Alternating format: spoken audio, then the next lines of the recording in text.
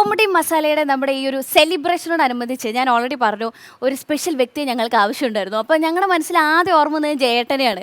അപ്പോൾ എന്തായാലും ജയേട്ടാ എന്തൊക്കെയുണ്ട് വിശേഷം? സുഖമായിട്ടിരിക്കുന്നു. ഒരുപാട് സന്തോഷം. അമൃത ടിവിയുടെ കോമഡി മസാല എന്ന പ്രോഗ്രാമിൽ ഇങ്ങനെ ഒരു ഫ്ലോർ തന്നതിൽ മതിയായ സന്തോഷം. അതിൻ്റെ ഏറ്റവും വലിയ സന്തോഷം എന്ന് പറഞ്ഞു കഴിഞ്ഞാൽ ഞങ്ങളുടെ അടുത്ത സഹപ്രവർത്തകരായ ബിനു അടിമാലി, ഉല്ലാസ് പന്തളം വളരെ മനോഹരമായിട്ട് കൊണ്ടുപോകുന്ന ഒരു പ്രോഗ്രാം. നെറ്റ്സനും നോബിയൊക്കെ ഉണ്ട്, ഇന്ന് അവരുള്ളതുകൊണ്ട് പറയുകയാണ് കൊണ്ടുപോകുന്ന പ്രോഗ്രാം. ആ ഒരു ഫ്ലോറിൽ കോമഡി മസാലയിൽ വരാൻ സാധിച്ചാലും ഒരുപാട് സന്തോഷമുണ്ട്. ശരി, അപ്പോൾ എന്തായാലും ചേട്ടാ ഇവിടെ ഈ ഒരു വേദിയിൽ വന്നിരിക്കണത് ശരിക്കും പറഞ്ഞാൽ ഒരുപാട് ക്യാരക്ടേഴ്സ് ചെയ്തുകൊണ്ടാണ്. ഇന്ന് മിമിക്രി ആണോ? ഇന്ന് മിമിക്രിയാണ്. മിമിക്രിയിലെ 1-2 നടന്മാരുടെ ശബ്ദമാണ് അനുകരിക്കുന്നത്. പക്ഷേ അത് അനുകരിക്കുന്നതിന് മുമ്പ് എൻ്റെ സഹപ്രവർത്തകരായ ഉല്ലാസ് പന്തളവും ബിനു അടിമാലിയും അദ്ദേഹം കലാഭവനിൽ ഒരുപാട് നാൾ പ്രവർത്തിച്ചിട്ടുള്ളതാണ്. അവരെയും ഈ വേദിയിലോട്ട് ഹാർദവമായിട്ട് സ്വാഗതം ചെയ്യുന്നു. ഓക്കെ, അപ്പോൾ എന്താണെങ്കിലും ഇനി നമുക്ക് നമ്മുടെ മിമിക്രിയിലേക്ക് കടക്കാം. അപ്പോൾ ചേട്ടാ തുടങ്ങല്ലേ? മിമിക്രി എന്ന് ഒരു പണ്ട് കാലത്ത് ചെയ്തുകൊണ്ട് സത്യമാഷൊക്കെ ആയിരുന്നു. ഇപ്പോൾ അടുത്തിടെ ഇപ്പോൾ എല്ലാവർക്കും ന്യൂ ജനറേഷൻ നടനിഷ്ടാണ്ട് കുറച്ച് നടന്മാരുടെ ശബ്ദം ഞാൻ ഒന്ന് തന്നെ അനുകരിക്കും, പിന്നെ ബിനുവറിനെ അനുകരിക്കും. ഇങ്ങനെ കുറച്ച് നടന്മാരുടെ ശബ്ദം ആദ്യമായിട്ട് ഇപ്പം എല്ലാ സിനിമയിലുള്ള ഒരു നടനാണ്. കോട്ടയം നിവാസിയാണ് എൻ്റെ നെയ്ബറായ കോട്ടയം പ്രദീപ് എന്ന് പറഞ്ഞ നടൻ. കോട്ടയം പ്രദീപിൻ്റെ ശബ്ദം ഒന്ന് അനുകരിക്കാൻ ശ്രമിക്കാം. കോട്ടയം പ്രദീപ്. ഇത് എന്നതാടാ, മഴവില്ലോ? നീ എന്നതാടാ ടാറും കൊണ്ടാണോടാ പല്ലിരക്കുന്നത്? ഇവിടെ മൂന്നാറുണ്ട്, ഊട്ടിയുണ്ട്, കൊടൈക്കനാലുണ്ട്. ഇവിടെയൊക്കെ പോയാൽ പോരേടാ. നിനക്ക് എന്നാടാ പട്ടാലയിൽ തന്നെ പോകണമെന്ന് ഇത്ര നിർബന്ധം? പുട്ടെന്ന് പറഞ്ഞാലേ എലൈറ്റ് പുട്ട്, തകർത്തു തിമിർത്തു കലക്കി. അടുത്തത് ഒരു പഴയകാല നടനാണ്, ജി കെ പിള്ള സാർ എന്ന് പറയും. നമുക്കറിയാം ഒരുപാട് സിനിമയിൽ സത്യമാഷിനെയൊക്കെ പടത്തിൽ വില്ലനായിട്ട് അഭിനയിച്ചിട്ടുണ്ട് G K Pillai sir. Markose, ഒരു കാര്യം മനസ്സിലാക്കണം. എപ്പോഴും പണം ചോദിച്ച് ഇവിടെ വന്നു കഴിഞ്ഞാൽ ഇവിടെ പണം കായ്ക്കുന്ന മരമൊന്നുമില്ല. മരുമകളുടെ സ്വഭാവ ദൂഷ്യം അറ്റാക്ക് വന്ന മുത്തച്ഛൻ അറിയുന്നേക്കാൾ ഭേദം അവളുടെ അമ്മ അറിയുന്നതാണ്.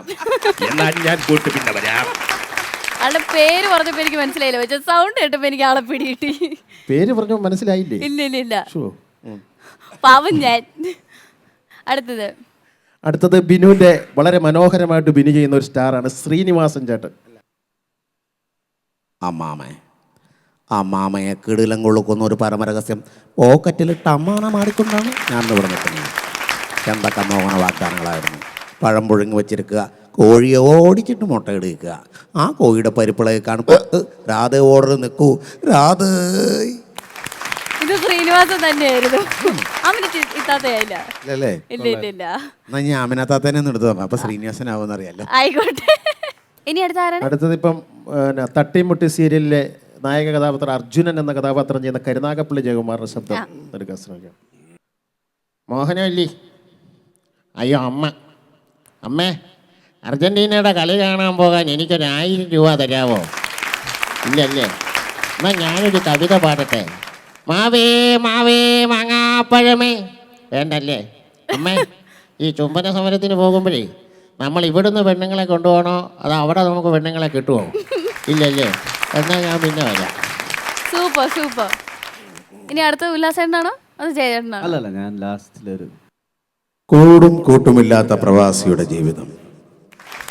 വെള്ളാരം കല്ലുകളൊരുകുന്ന ഒരു വേനൽ പകലിൽ ഗോളിയറിലെത്തിച്ചു. ഗോളിയർ നെയ്യാറ്റാൻസിന്റെ ഗോളിയർ ഹിന്ദുസ്ഥാനി സംഗീതം പഠിക്കണമെന്ന മോഹവുമായി ചെന്ന് കയറിയത് ഒരു പഴയ അസിംഹത്തിന്റെ പടയിൽ.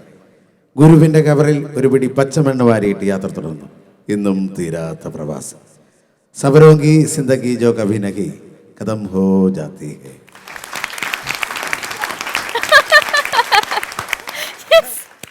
അടുത്തതായിട്ട് ഒരു പഴയകാല നടനാണ്, ഒരു വില്ലൻ നടനാണ്. മലയാള സിനിമയിലെ ദേശീയ അവാർഡ് വരെ കരസ്ഥമാക്കിയ, ഓപ്പോൾ എന്ന ചിത്രത്തിലൂടെ കരസ്ഥമാക്കിയ ബാലൻ നായർ എന്ന് പറഞ്ഞ നടനെ ഒന്ന് അനുകരിക്കാൻ ശ്രമിക്കുകയാണ്. പഴയകാല വില്ലൻ നടൻ ബാലൻ നായർ. ആന്ധ്രാക്കാരൻ ഒരു സുന്ദരിയെ പറ്റോ? നിന്റെ മകൻ ചിരികണ്ടൻ അവനെവിടെയുണ്ട്? അറിയാം, പറയില്ല, മകനല്ലേ? ഈ കെ നയനാരും പി കൃഷ്ണപിള്ളയും ഇന്നലെ ഇവിടെ വന്നിരുന്നോ? പോലീസിനെ തല്ലിയ കൈ ലേ.